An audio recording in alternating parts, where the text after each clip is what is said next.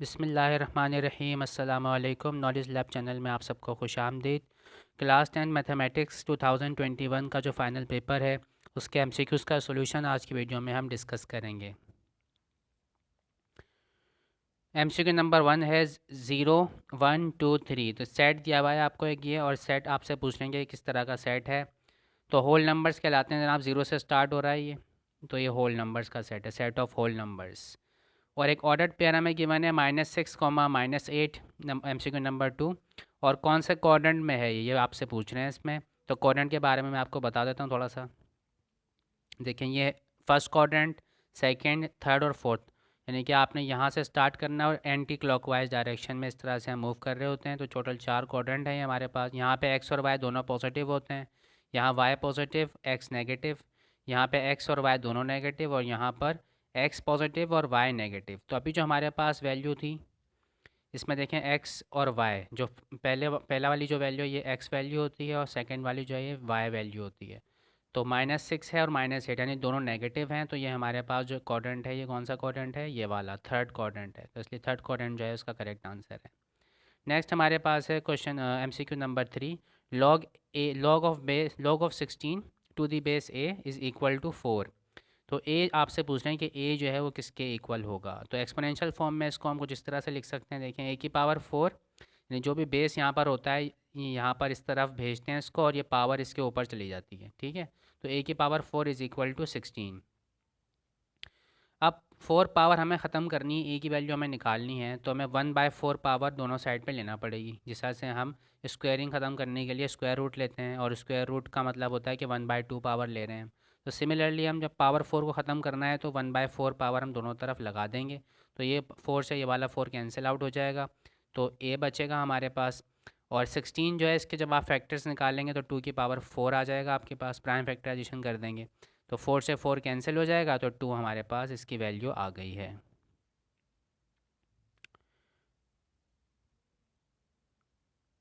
उसके बाद नेक्स्ट है हमारे पास a plus B is equal to 2, a minus B is equal to 2, A square plus B square की वैल्यू हमें फाइंड करनी है। तो किस तरह से फाइंड करेंगे देखें ज़रा। a प्लस बी पता, a माइनस बी पता, ए स्क्वायर प्लस बी स्क्वायर मालूम करना है। तो फॉर्मूला है आपके पास ये वाला, 2 into A square plus B square is equal to A plus B whole square plus में A minus B whole square. तो फॉर्मूले में सारी वैल्यूज़ हमने पुट कर दी हैं। यहाँ पर भी 2 पुट कर दिया ए प्लस बी की जगह, और ए माइनस बी की जगह यहाँ पर 2 पुट कर दिया हमने। 2 का स्क्वायर 4, 2 का स्क्वायर 4, दोनों ऐड हुए। 4 + 4 ये हो जाएगा हमारे पास 8। ये वाला 2 यहाँ मल्टीप्लाई हो रहा था, दूसरी तरफ जाएगा तो डिनोमिनेटर में आ जाएगा, कैंसिलेशन हो जाएगी, तो 4 आंसर आएगा। नेक्स्ट हमारे पास है √x + y √y, √x minus में √y। तो इसकी जो वैल्यू है वो क्या होगी, यानी किसके इक्वल होगा ये। ठीक है, फॉर्मूला अप्लाई होगा यहाँ पे ए स्क्वायर माइनस बी स्क्वायर वाला, कुछ इस तरह से। देखें, ए प्लस बी, ए माइनस बी का जो फॉर्मूला है होता है ए स्क्वायर माइनस बी स्क्वायर। तो स्क्वायर से स्क्वायर रूट कैंसिल हो जाएगा, स्क्वायर से ये वाला स्क्वायर रूट कैंसिल हो जाएगा, तो एक्स माइनस वाई इसका आंसर आ जाएगा। नेक्स्ट एमसीक्यू में आपके पास जो है वो 6 है, इसमें √y - 2 is equal to minus में 4 जो है इसका आपसे उन्होंने सोल्यूशन पूछा है, वाई की वैल्यू पूछी है। तो स्क्वायरिंग बोथ साइड्स कर देंगे हम, स्क्वायर से ये वाला स्क्वायर रूट कैंसिल आउट हो जाएगा, और इस पावर 2 लगाने की वजह से ये वाला नेगेटिव ख़त्म हो जाएगा। 4 का स्क्वायर जो है 16 हो जाएगा। -2 जब दूसरी तरफ जाएगा तो +2 हो जाएगा, 16 + 2 18। तो y इक्वल टू 18 इसका जो है वो करेक्ट आंसर है।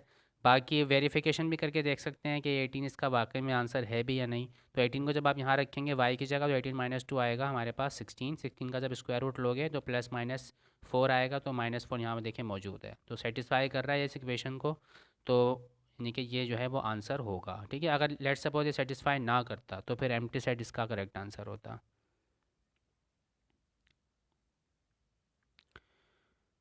तो 5 भी डिस्कस कर लिया हमने, और 6 भी डिस्कस कर लिया है। ठीक है, इसका आंसर मैंने आपको पीछे बता दिया है, करेक्ट 18 है, और इसका x - y है। अब नंबर 7 में एक मैट्रिक्स गिवन है, इसका ऑर्डर हमसे पूछ रहे हैं। तो ऑर्डर में हमें बताना होता है नंबर ऑफ़ रोज़ और कॉलम।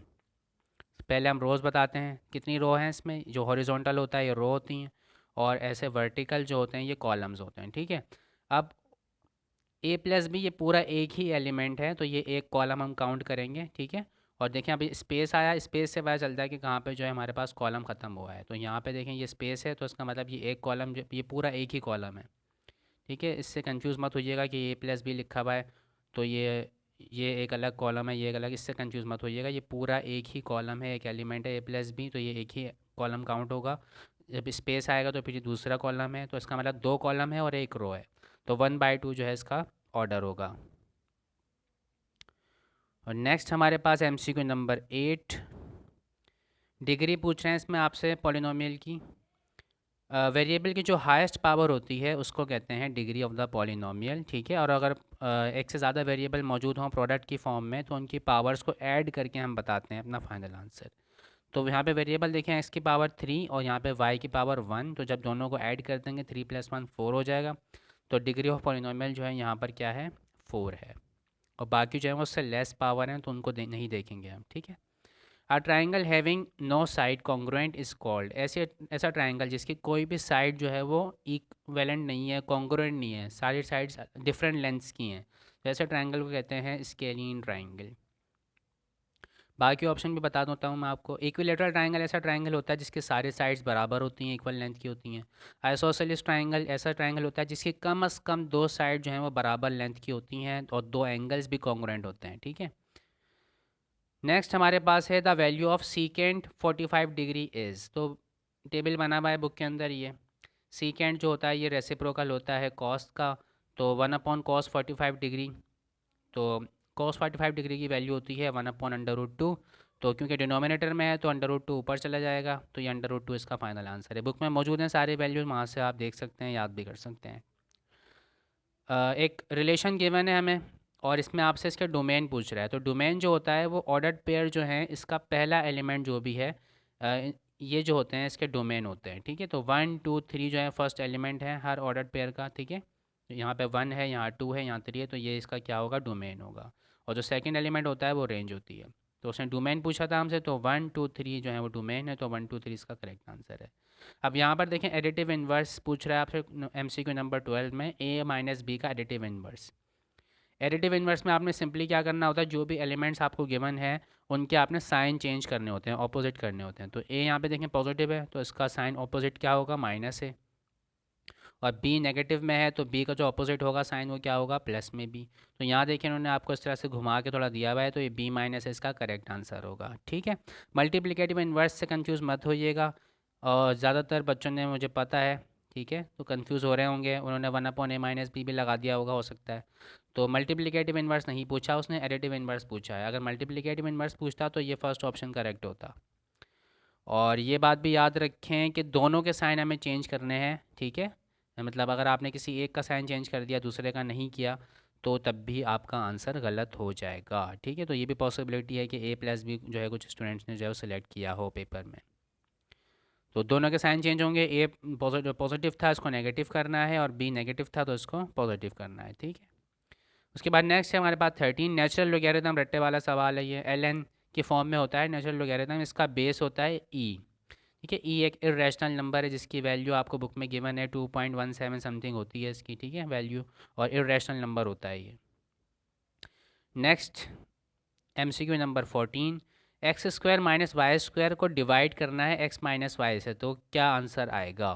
ठीक है, फॉर्मूला अप्लाई हो जाएगा जनाब, इसके अंदर दिखा देता हूँ मैं आपको सॉल्व करके इसको। ये रहा, तो x² - y² की जगह मैंने यहाँ पे फॉर्मूला अप्लाई कर दिया है, x a+b a - b वाला। तो x + y हो गया, x - y हो गया, डिवाइड करना है इसको x - y से, डिनोमिनेटर में लिख दिया x - y, कैंसिलेशन हुई तो x + y हमारे पास आंसर आ गया है। नेक्स्ट हमारे पास जो है वो एलसीएम पूछ रहे हैं आपसे, नहीं सॉरी एचसीएफ पूछ रहे हैं, हाईएस्ट कॉमन फैक्टर। x³ - 8 और x⁴ माइनस में 16 का हाईएस्ट कॉमन फैक्टर पूछ रहे हैं आपसे कि क्या होगा, कॉमन फैक्टर क्या होगा। ठीक है, तो x - 2 होगा, देख लेते हैं किस तरह से आया है ये। तो a³ - b³ का फॉर्मूला यहाँ पे मैंने अप्लाई कर दिया है, तो a³ माइनस में b³ यानी कि 2 का क्यूब 8 होता है, तो इसलिए मैंने यहाँ पे फॉर्मूला अप्लाई किया है मैंने a - b a² प्लस में ab प्लस में b² फॉर्मूला अप्लाई कर दिया है। और यहाँ पर जो a² - b² का फॉर्मूला अप्लाई किया है, तो x² प्लस में 4 x² माइनस में 4 हो गया। अब इस जगह पर दोबारा फॉर्मूला अप्लाई हो रहा है, तो x + 2 x - 2। अब इनमें देख के बताएं, ये तीनों फैक्टर हैं इसके, और ये तीनों, ये दो फैक्टर हैं इसके। इनमें कॉमन कौन सा वाला फैक्टर है, तो एक्स माइनस टू देखें उसमें भी आ रहा है और इसमें भी आ रहा है, तो एक्स माइनस टू ही जो है हमारा करेक्ट आंसर होगा। नेक्स्ट हमारे पास है 2√8 प्लस 6√8 माइनस 2√2। इसको सिंप्लीफाई करके आपको वैल्यू बतानी है कि क्या वैल्यू होगी, तो इसको कुछ इस तरह से सिंप्लीफाई किया जाएगा। यहाँ मैंने किया हुआ है, देखें। तो √8 का मतलब होता है 2√2, ठीक है। जब 8 के आप प्राइम फैक्टराइजेशन करेंगे, फैक्टर्स बनाएंगे इसके, तो 2 जो है वो 3 बार आ रहा होगा, ठीक है। तो 2 की पावर 2 मल्टीप्लाइड बाई 2, इस तरह से हम लिख सकते हैं इसको, ठीक है। तो 2 की पावर 2 जो है बाहर आ जाएगा स्क्वायर रूट से, और इस वाले जो 2 बाहर लिखा हुआ है इससे मल्टीप्लाई हो जाएगा। सिमिलरली यहाँ पर भी 2 एक बाहर आ जाएगा अंडर रूट से, और 6 से आगे मल्टीप्लाई हो जाएगा ये। तो 2 × 2 ये हो जाएगा 4√2, ये हो जाएगा 6 × 2 = 12 और ये माइनस में 2√2 ऑलरेडी हमें गिवन था। अब √2 सब में आ रहा है, देखें तो कॉमन निकल जाएगा √2, और जो भी प्लस माइनस हो रहा है वो हम कर देंगे। तो 4 + 12 16 हो गया, 16 - 2 हो गया 14, तो 14√2 इसका करेक्ट आंसर है। नेक्स्ट एमसीक्यू में हमें एक सिंगुलर मैट्रिक्स गिवन है और हमसे एक ये अननोन जो है पी, इसकी वैल्यू हमसे पूछ रहे हैं। तो सिंगुलर मैट्रिक्स में डिटर्मिनेंट क्या होता है, ज़ीरो होता है, तो हमने ज़ीरो के इक्वल इसको पुट कर दिया है। अब हमें डिटर्मिनेंट फाइंड करना है, तो 2 को पी से मल्टीप्लाई करेंगे, -2 को 3 से मल्टीप्लाई करेंगे तो 6 आएगा। तो 2p - 6 = 0 हो गया। -6 जब दूसरी तरफ जाएगा तो +6 हो जाएगा। 2 यहाँ पे मल्टीप्लाई हो रहा है, दूसरी तरफ भेजेंगे इसको तो डिनोमिनेटर में चला जाएगा, तो 2 और 6 कैंसिल आउट हो जाएंगे ये, तो फिर 3 आंसर आ जाएगा हमारे पास, ठीक है। तो ये वाला हो गया हमारा एमसीक्यू नंबर 17। ये देखें ये था हमारे पास, तो इसका जो करेक्ट आंसर है वो ऑप्शन ये वाला है। और 18 में आपसे डेफिनेशन पूछी हुई दी हुई है ये आपको डायमीटर की। अ cord which passes through the centre of the circle is called diameter, ठीक है, याद करने वाली चीज़ है ये। एमसीक्यू नंबर 19 है cos 80 degree is equal to, ठीक है, cos 80 डिग्री जो है वो किसके इक्वल है इन सब में से। तो किस तरह से पता चलेगा जनाब, इस तरह से पता चलेगा, बता देते हैं आपको। cos 80 को हम लिख सकते हैं कुछ इस तरह से कि 90 - 10, ठीक है। 90 - 10 जो है ये 80 होता है, तो cos 90 - थीटा वाला फॉर्मूला अप्लाई करना है। cos 90 - थीटा इक्वल होता है sin थीटा के, तो sin 10 डिग्री जो है इसका आंसर होगा, ठीक। नेक्स्ट हमारे पास है कैरेक्टरिस्टिक पूछ रहे हैं इसमें आपसे लोगैरिथम का 0.020226। तो कैरेक्टरिस्टिक जो है वो जब हम साइंटिफिक नोटेशन में स्टैंडर्ड फॉर्म में लिख लेते हैं इसको, तो 10 की जो भी पावर आ रही होती है वो कैरेक्टरिस्टिक कहलाती है, ठीक है। तो यहाँ पर देखें डेसिमल मौजूद है कुछ यहाँ पर ज़ीरो से पहले, तो एक नॉन ज़ीरो नंबर के बाद होना चाहिए डेसिमल, तो हम यहाँ से उसको उठाएंगे, यहाँ पर 2 के बाद ले जाएंगे। जब यहाँ पर लेकर जाएंगे तो 10 की पावर आएगी माइनस में 2, तो वही जो इसका करेक्टरिस्टिक होगा -2, तो 2 बार इस तरह से लिखा जाता है इसको, तो 2 बार इसका जो है करेक्ट आंसर है। नेक्स्ट हमारे पास एलसीएम पूछ रहा है, लीस्ट कॉमन मल्टीपल पूछ रहा है 9x² और 15x³ का। तो किस तरह से फाइंड आउट करेंगे देख लेते हैं। 9x² को जब फैक्टराइजेशन करेंगे इसकी, तो 3² आ गया। 15x³ की फैक्टराइजेशन की तो 3 × 5x³ आ गया। अब देखें 3 इधर भी है इधर भी है, कॉमन है, ठीक है। तो आपने हाईएस्ट पावर लेनी होती है जो कॉमन एलिमेंट्स होते हैं, तो 3 की पावर 2 मैंने सेलेक्ट कर लिया है।